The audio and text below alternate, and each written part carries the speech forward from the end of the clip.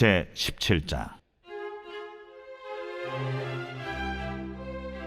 여호와께서 모세에게 말씀하여 이르시되, 너는 이스라엘 자손에게 말하여 그들 중에서 각 조상의 가문을 따라 지팡이 하나씩을 취하되 곧 그들의 조상의 가문대로 그 모든 지휘관에게서 지팡이 12를 취하고 그 사람들의 이름을 각각 그 지팡이에 쓰되 레위의 지팡이에는 아론의 이름을 쓰라.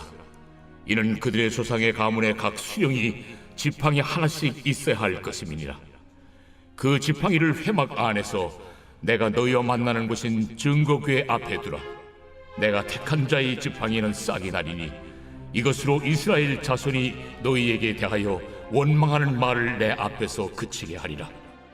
모세가 이스라엘 자손에게 말하매 그들의 지휘관들이 각 지파대로 지팡이 하나씩을 그에게 주었으니 그 지팡이가 모두 12이라. 그 중에 아론의 지팡이가 있었더라. 모세가 그 지팡이들을 증거의 장막 안 여호와 앞에 두었더라. 이튿날 모세가 증거의 장막에 들어가 본즉 레위 집을 위하여 낸 아론의 지팡이에 움이 돋고 순이 나고 꽃이 피어서 살구 열매가 열렸더라. 모세가 그 지팡이 전부를 여호와 앞에서 이스라엘 모든 자손에게로 가져오매 그들이 보고 각각 자기 지팡이를 집어들었더라. 여호와께서 또 모세에게 이르시되, 아론의 지팡이는 증거궤 앞으로 도로 가져다가 거기 간직하여 반역한 자에 대한 표징이 되게 하여 그들로 내게 대한 원망을 그치고 죽지 않게 할지니라. 모세가 곧 그같이 하되 여호와께서 자기에게 명령하신 대로 하였더라. 이스라엘 자손이 모세에게 말하여 이르되, 보소서, 우리는 죽게 되었나이다. 망하게 되었나이다. 다 망하게 되었나이다. 가까이 나아가는 자, 곧 여호와의 성막에 가까이 나아가는 자마다 다 죽사오니 우리가 다 망하여야 하리이까. 빛이 있으라. 오늘도 하나님의 말씀과 은혜로 하루를 충만하게 사시기를 주님의 이름으로 축복합니다. 오늘 우리가 함께 나눌 말씀은 민수기 17장입니다. 어제 이제 우리가 16장을 제가 군사 쿠데타와 같았다, 제가 이렇게 비유를 했었는데, 고라, 다단, 아비람 이런 사람들을 통해서 또 인간의 어떤 불의함, 그리고 또 어떤 불의한 탐욕, 또 욕심, 이런 것들이 얼마나 공동체를 훼손하고 또 하나님께 불순종하는 일인지를 우리가 함께 말씀으로 살펴보았습니다. 엄청난 일이 벌어졌잖아요. 250명 또 고라를 포함해서 불에 삼켜 죽고, 또 다단과 아비람의 모든 온 가족이 다 땅 스올로, 그리고 또 연병이 돌아서 백성들이 죽고, 그러니까 어마어마한 손실을 공동체가 입었습니다. 그리고 또 우리가 그때 살펴본 것은 그런 일을 겪고 난 다음, 그러니까 불로 사름을 경험하고 난 다음에 다 백성들이 나와서 모세를 원망했잖아요. 모세와 아론. 그러니까 많은 이들이 심정적으로 이들의 어떤 반역에 동조하고 있었다. 이런 것들을 우리가 살펴볼 수 있습니다. 로마서 말씀 하나 읽어드릴게요. 오늘 새벽에 이제 생각난 말씀인데, 또한 그들이 마음에 하나님 두기를 싫어하며 하나님께서 그들을 그 상실한 마음대로 내버려 두사 합당하지 못한 일을 하게 하셨으니 곧 모든 불의, 추악, 탐욕, 악의가 가득한 자요, 시기, 살인, 분쟁, 사기, 악독이 가득한 자요, 수군수군 하는 자요. 그러니까 마음에 하나님 두기를 싫어하는 사람들의 아주 이 악독한 일들을 쭉 나열했는데, 사기, 시기, 살인, 분쟁, 거기에 뭐가 같이 동일하게 놓여 있어요? 수군수군 하는 자요. 그러니까 그들이 함께 결탁하고 수군수군해서 당을 지어서 반역한 일이 바로 마음에 하나님 두기를 싫어하는 자들의 모습과 동일하다. 그러니까 교회 안에서 또는 직장에서도 마찬가지, 사람과 사람의 관계 안에서 수군수군 뒷담화하면서 당을 짓고 편을 가르는 일들은 믿는 우리는 결단코 하지 않아야 될 일들입니다. 그래서 하나님께서 이 당지은 자들을 심판하시고, 또 이제 백성들한테 막 연병이 돌아갈 때, 그때 이 대제사장 아론이 향로에 불을 담고 향을 얹어서 바로 이 백성들 사이에 섰을 때 그때 비로소 연병이 그쳤더라. 아론의 지위와 그 역할이 무엇인지를 이 백성들에게 다 하나님께서 명확하게 보여주셨습니다. 오늘 이제 이어진 이 17장은 우리가 잘 알고 있는 그 아론의 쌍난 지팡이 바로 그 사건인데요. 바로 한 번 더 하나님께서 아론의 대제사장으로서의 권위를 한 번 더 확증하고자 주신 말씀입니다. 그래서 명령하시죠. 각 조상의 가문을 따라 취하고 또 그 대표자의 이름을 써라. 이렇게 말씀하십니다. 그 12개의 지팡이에 이제 이 12개의 이름이 기록되겠죠. 3절 같이 읽겠습니다. 레위의 지팡이에는 아론의 이름을 쓰라. 이는 그들의 조상의 가문에 각 수령이 지팡이 하나씩 있어야 할 것임이니라. 그 지팡이를 회막 안에서 내가 너희와 만나는 곳인 증거궤 앞에 두라. 그러니까 다른 지파들의 지팡이는 누구를 쓰라고 하나님이 말씀하지 않으셔요. 그러니까 적당한 자가 쓰였을 거고 길을 들고 앞장섰던 그런 지휘관들의 이름이 적혔을 수도 있죠. 그런데 특별하게 레위 지파에는 아론의 이름을 쓰라. 이렇게 하나님께서 직접 명령하셨습니다. 이 지팡이라는 게 그래도 모세 지팡이가 딱 생각이 나잖아요. 모든 이적과 함께했던 바로 그 지팡이죠. 그러니까 그 지팡이는 그것을 들고 다니는 사람의 어떤 지도력 그리고 또 권위 이런 것들을 상징하는 게 바로 이 지팡이입니다. 근데 레위 지파의 지팡이에 아론의 이름을 쓰라. 그러니까 그게 그 레위가 아론이 서열적으로 레위 지파의 가장 뭐라 그래야 되나 우선되는 사람이다. 이러기보다는 이 지도력의 혈통을 따른 것이 아니라 바로 이 아론이 갖고 있는 대제사장의 직분이 그 레위 지파를 대표하는 것으로 하나님이 인정하고 있다는 것을 우리에게 말씀해 줍니다. 그리고 중요한 것은 이 고라 일당의 가장 중요한 반역의 이유가 뭐였죠? 왜 아론 너희들만 제사장 일을 하느냐 이거였잖아요. 그러니까 하나님께서 이 부분을 명확하게 하고자 이 아론 지파의 지팡이에는 아론의 이름을 레위 지파의 지팡이에는 아론의 이름을 쓰라 이렇게 말씀하셨습니다. 그러니까 중요한 것은 하나님이 세우신 권위 또 그 은사는 다 누구로부터 와요? 다 하나님으로부터 온다. 그리고 하나님의 택하심이 있었다. 이거를 알려주어야 합니다. 5절 같이 읽겠습니다. 내가 택한 자의 지팡이에는 싹이 나리니 이것으로 이스라엘 자손이 너희에게 대하여 원망하는 말을 내 앞에서 그치게 하리라. 그러니까 이 지팡이를 이렇게 하라고 하는 이 명령의 목적이 분명하게 나타나는 거죠. 그러니까 여전히 백성들의 원망이 있었습니다. 그거를 그치게 하려 하라. 근데 이제 이 지팡이를 다 12개다 13개다 해석들은 다른데 어쨌든 이 지팡이가 다 뭐예요? 증거궤 앞에 두라는 거예요. 증거궤. 언약궤죠. 그러니까 하나님의 임재가 있는 곳이 바로 이 언약궤잖아요. 그러니까 그 앞에 두라. 그러니까 이 결정을 누가 하신다? 하나님이 택하시고 하나님이 선택하신다는 것을 보여주기 위한 거죠. 하나님이 친히 선택하셨다. 그리고 또 이 지팡이는 다 죽은 나무죠. 이미 이 마른 지팡이에서 싹이 날 것이다. 이거는 뭘 말씀해 줍니까? 바로 하나님의 주권적인 선택과 더불어서 그 일을 맡은 자에게 생명력, 그 일을 맡은 자에게 그 일을 감당할 수 있는 능력, 그 일을 맡은 자에게 주시는 모든 하나님의 어떤 권세 다 하나님으로부터 온다는 거를 하나님이 공급하신다는 거를 여기서 이제 보여주기 위함입니다. 8절 이튿날 모세가 증거의 장막에 들어가 본즉 레위 집을 위하여 낸 아론의 지팡이에 움이 돋고 순이 나고 꽃이 피어서 살구 열매가 열렸더라. 그러니까 이제 하루가 지났어요. 그 모세가 이제 탁 들어가 보니까 어때요?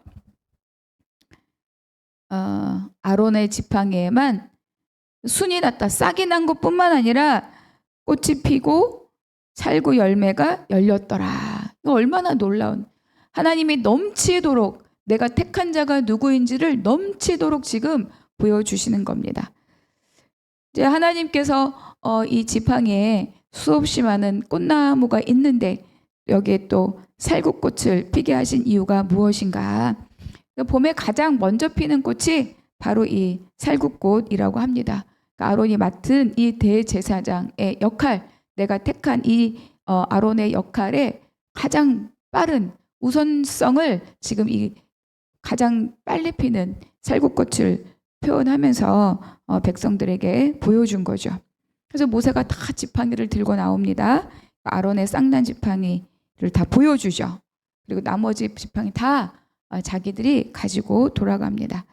10절 여호와께서 또 모세에게 이르시되 아론의 지팡이는 증거기 앞으로 도로 가져다가 거기 간직하여 반역한 자에 대해 표징이 되게 하여 반역한 자에 대한 표징이 되게 하여 어제는 그 향로를 쳐서 제단을 쌓아라 이렇게 말씀하셨죠. 오늘은 이 지팡이를 증거기 앞에 두어서 반역한 자에 대한 표징이 되게 하고 그들로 내게 대한 원망을 그치고 죽지 않게 할지니라. 그러니까 하나님께서는 이스라엘 백성들의 끊임없는 그 불평을 다시 하나님이 명확하게 보여줄 때까지 유보하신 거예요. 그 불평을 들어주신 거죠. 그래서 명확하게 이제는 내가 택한 자가 누구인지 내가 세운 질서가 무엇인지를 다 밝게 보여주고 더 이상 나의 권위를 도전하고 내가 세운 질서에 도전하면 죽음을 면치 못하리라.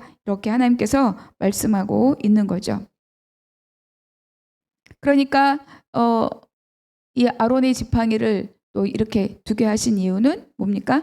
백성들의 죄를 깨우치게 하는 것에 유용하고 또 왜 아론만 대제사장 합니까? 이런 불평을 종시시키기 위한 그래서 이스라엘 백성들이 하나님을 향한 신앙을 견고하게 하고 그것을 통해서 하나님의 세운 질서를 따르게 하고 그것의 대표격인 아론을 또 순종하게 하는 그러한 교육의 목적으로 그 지팡이를 언약궤 증거궤 앞에 두라 이렇게 말씀하셨습니다. 여러분 그 하나님의 언약궤 안에는 아론의 지팡이만 있는 게 아니죠. 우리가 잘 알고 있는 것처럼 십계명에 적힌 돌판과 아론의 쌍난 지팡이와 또 만나를 담은 만나 항아리. 그러니까 이러한 하나님의 증거궤 안 또는 증거궤 앞에 놓여 있는 이런 세 가지 물품은 뭘 말하느냐? 바로 대대로 이스라엘 백성들을 깨우쳐 주는 것과 동시에 이 백성들의 다음 세대에게 하나님 나라의 원칙을 가르쳐 주고 있습니다. 여러분 다 기억하시죠? 우리가 출애굽기를 공부할 때도 함께 나누었는데 이 만나 항아리는 우리에게 어떤 삶의 원칙을 줍니까? 그렇죠. 공급자가 누구냐? 여호와 하나님이 나의 공급자이십니다. 그러니까 내가 갖고 나에게 공급되는 모든 것들이 하나님으로부터 왔다라는 것과 동시에 내가 다른 것을 탐하고 우상을 경배하고 우상을 쫓아서 그들로부터 나의 삶의 필요를 공급받지 못한다는 것을 원칙으로 가르쳐주고 있습니다. 그리고 두 번째 오늘 하나님 두시게 한 이 뭐예요? 아론의 쌍난 지팡이. 영적 질서를 지켜라. 하나님이 세우신 영적 질서에 지키고 순종하라. 이것이 또 왕같은 제사장의 삶을 살아가는 우리가 또 지켜야 될 삶의 원칙입니다. 그리고 십계명이 적힌 돌판. 1계명부터 4계명까지는 뭡니까? 하나님을 내 대한 계명. 5계명부터 10계명까지는 이웃, 사람에 대한 계명. 그래서 하나님을 사랑하고 마태복음 22장 말씀하시잖아요. 하나님을 사랑하는 게 뭡니까? 예배입니다. 예배. 그리고 이웃을 사랑하고 이웃을 사랑하는 우리의 삶의 태도는 뭐냐? 존중한 거죠. 사랑한다고 하면서 폭력을 휘두르고 사랑한다고 하면서 모멸감을 주고 내가 너를 사랑하기 때문에 내가 이렇게 하는 거야. 자유를 박탈하고 여러분 그거 사랑 아닙니다. 요즘 그런 사건들이 너무 많잖아요. 이 세 가지 하나님의 증거궤 안에 들어있는 이 세 가지 물품들은 우리가 하나님 나라의 백성으로서 왕같은 제사장으로 어떻게 살아야 될 것인가 그 삶의 원칙들을 우리에게 보여주는 하나님의 물건들입니다. 물건이라고 하니까 그러네요. 하나님이 명령하신 물건들이죠. 근데 이제 이 어제 16장 또 오늘 17장을 통하여서 이제 이 하나님의 성막 안에 백성들의 반역으로 인한 두 가지 표징이 있는 거죠. 하나는 어제 살펴본 250명의 향로를 펴서 제단을 쌓은 번제단, 또 하나는 바로 이 오늘의 이 아론의 쌍난 지팡이입니다.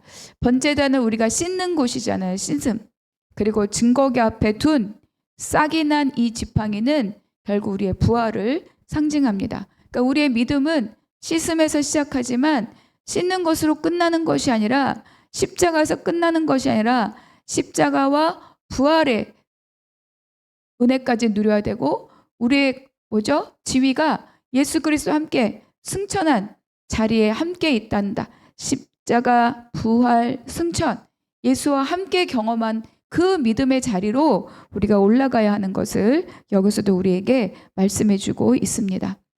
근데 이제 이 백성들에게는 이 두 가지 표징을 통하여서 고라와 같이 되지 않아야 할 것을 기억하게 하시고, 아론이 하나님의 세운 권위자임을 기억해야 합니다. 그러니까 여러분, 우리가 삶에서 겪는 이 어떤 고난의 흔적들은 그냥 생각하고 싶지도 않아. 그게 아니라 하나님 나라 안에서, 하나님의 구속사 안에서 이것을 바라보면 바로 이 고난의 흔적들은 어때요? 다 우리가 하나님의 백성으로서 살아가야 될 삶의 방향과 또 원칙들을 가르쳐 주는 것, 사인보드와 같은 그런 역할을 하게 됩니다. 12절, 이스라엘 자손이 모세에게 말하여 이르되 보소서, 우리는 죽게 되었나이다. 망하게 되었나이다. 다 망하게 되었나이다. 가까이 나아가는 자, 곧 여호와의 성막에 가까이 나아가는 자마다 다 죽사오니 우리가 다 망하여야 하리이까.